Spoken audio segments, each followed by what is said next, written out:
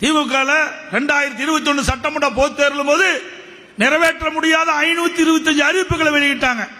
இதுவரைக்கும் எவ்வளவு அறிவிப்புகள் நடைமுறைப்படுத்தியிருக்கிறாங்க? 10% அறிவிப்புகள் நிறைவேற்ற முடியல. ஆனா திரு ஸ்டாலின் பேசுகின்ற பொழுதும் சரி, திமுக கட்சி சேர்ந்த நிர்வாகிகள் அமைச்சர் பெருமக்கள் பேசுகின்ற பொழுதும் சரி, 98% திராவிட முன்னேற்ற கழக தேர்தலில் அறிவிக்கப்பட்ட அறிவிப்பு நிறைவேற்றப்பட்டது என்ற ஒரு பொய்யான செய்தி வெளிப்படுத்திட்டு இருக்கிறாங்க. எங்க நிறைவேற்றினீங்க? வெள்ளை அறிக்கை விடுங்கன்னு சொன்னா கிண்டலும் கேலியும் பேசுறாங்க. இதற்கெல்லாம் 2026 சட்டமன்ற தேர்தலில் திமுக தலைவர் ஸ்டாலின் பதில் சொல்லி ஆக வேண்டும்.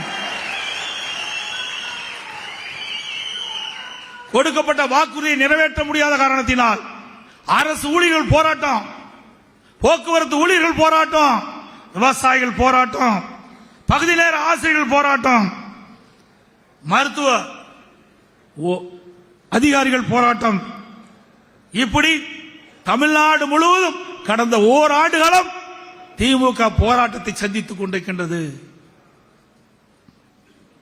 அதோடு எனக்கு முன்னாலே பேசியில் குறிப்பிட்டதை போல திராவிட முன்னேற்ற கழகம் ஆட்சி பொறுப்புக்கு வந்தவுடன்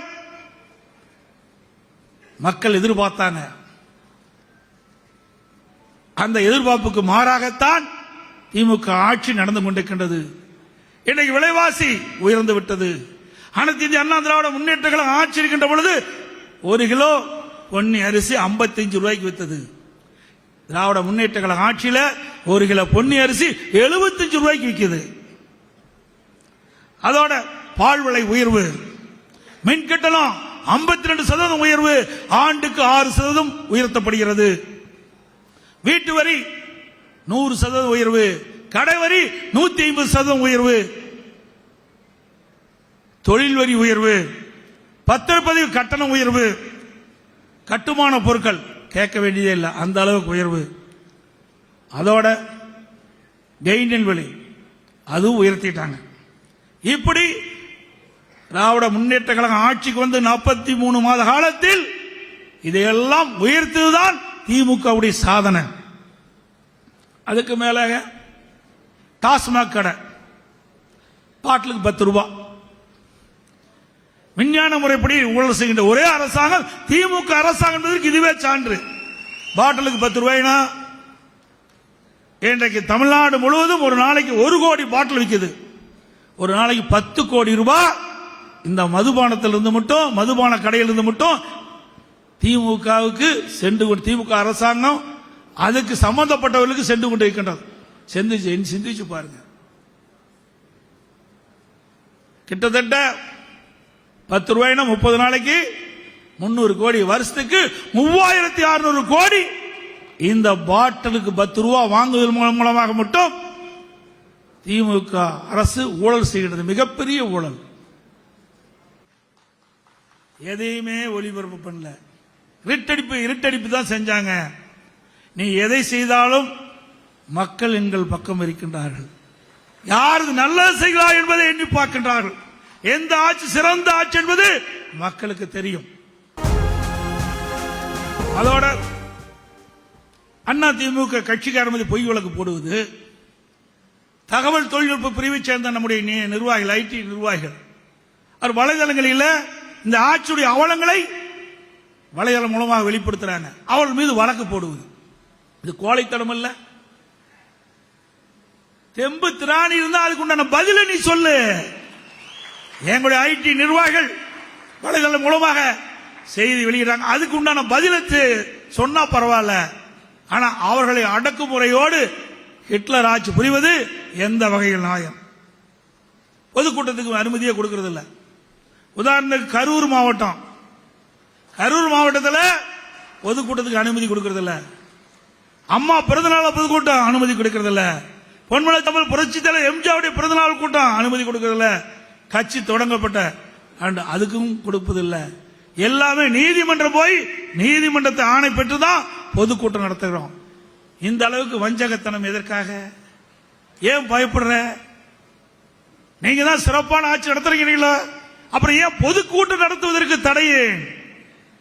ஸ்டாலின் அவர்களே, நீங்க எவ்வளவு தூரம் எங்களுக்கு நெருக்கடி கொடுக்கிறோமோ அவ்வளவு தூரம் அண்ணா திமுக வளரும்.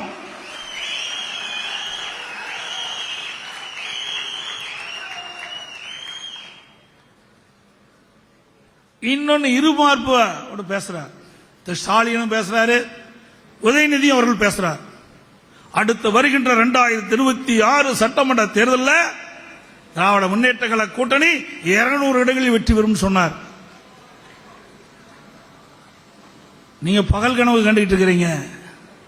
கிராமத்தை சொல்லுவாங்க, கூரை ஏறி கோழி பிடிக்க முடியாதவன் வானை ஏறி வைகுண்டம் போனானாம். அந்த கதையாத்தான் இருக்குது ஸ்டாலின் சொல்றது.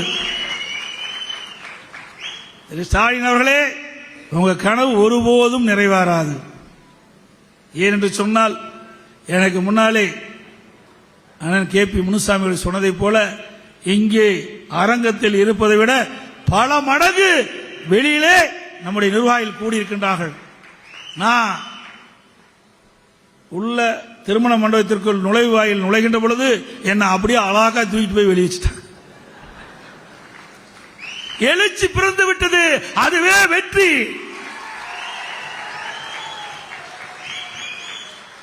கிராமத்தில் சொல்லுவாங்க, ஒரு விதை முளைக்கின்ற பொழுது அதனுடைய விளைச்சல் எப்படி இருக்கு என்பது கணிப்பார்கள்.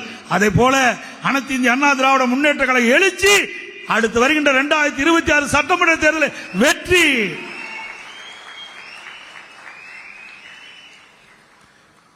இன்னொருவரும் திமுக இருக்கிற குடும்ப உறுப்பினர் திருமதி கனிமொழி அவர்கள் சொல்றாங்க, இருமாப்போடு சொல்லுகிறேன்.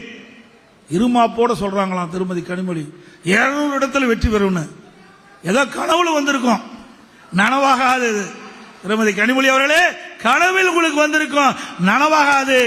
நீங்க 200 தொகுதி சொல்றீங்கல்ல, அது அண்ணா திமுக கூட்டணிக்கு பொருந்தும். அடுத்து வருகின்ற 2026 சட்டமன்ற தேர்தலில் அனைத்து இந்திய அண்ணா திராவிட முன்னேற்ற கழக தலைமையில் அமைக்கப்பட்ட கூட்டணி 200 இடங்களே வெற்றி பெறும். தமிழகத்தில் இருக்கின்ற அனைத்து துறையிலும் ஊழல், ஊழலாத துறையே இல்லை. அத்தனையும் ஊழல் மலிந்து கிடக்குது. சட்டம் சந்தி சிரிக்குது. இன்றைக்கு பத்திரிகை எல்லாம் பாத்தீங்கன்னா தங்க விலை என்ன, வெள்ளி விலை என்னன்னு வரும். இப்ப பத்திரிகையில் பார்த்தா கொலை நிலவரம் என்னன்னு வருது. இப்படிப்பட்ட அவல ஆட்சி இந்தியாவில் எங்காவது இருக்குதா? தினந்தோறும் கொலை. இன்னைக்கு திருப்பூர்ல இன்னைக்கு கிராமத்தில் 3 பேர் படுகொலை செஞ்சிருக்கிறாங்க. அடுத்த நாள் அவனாசியில நடைபயணம் மேற்கொண்டார், அவரை வெட்டி சாய்க்கிறாங்க. அதுக்கு அடுத்த நாள் திருப்பூர்ல ஒரு பெண்மணி இருசக்கர வாகனத்தில் சாலை வழியா சென்று கொண்டிருக்கின்ற பொழுது 2 பேர் வழிமறித்து கத்தியில குத்துறாங்க. ஒரு மாவட்டத்தில் மட்டும் ஒரே வாரத்தில் இவ்வளவு சம்பவம் நடந்திருக்குது. இப்படி நாள்தோறும் கொலை, கொள்ளை, திருட்டு, வழிப்பறிவு, பாலியல் வன்கொடுமை நடக்கின்ற ஒரே அரசாங்கம் திமுக அரசாங்கம் தான். ஆனா இதையெல்லாம் கூட்டணியில் இருக்க திமுக கூட்டணி இருக்கின்ற கட்சிகளை கண்டுகொள்வதே இல்லை. திமுக இருக்கின்ற கூட்டணி கட்சிகள்லாம் கண்டுகொள்வதே இல்லை. மக்கள் பிரச்சனையை அவர்கள் நினைப்பதும் இல்லை. திரு ஸ்டாலின் பேசுகிறார், திராவிட முன்னேற்ற கழக தலைமையிலே அங்கம் வைக்கின்ற கூட்டணிகள்லாம் ஒரே கொள்கையுடைய கட்சின்னு. அப்படின்னு எதுக்கு தனித்தனி கட்சி வச்சிருக்கிறீங்க? எல்லாம் திமுகவோடய சேர்த்திடலாம்.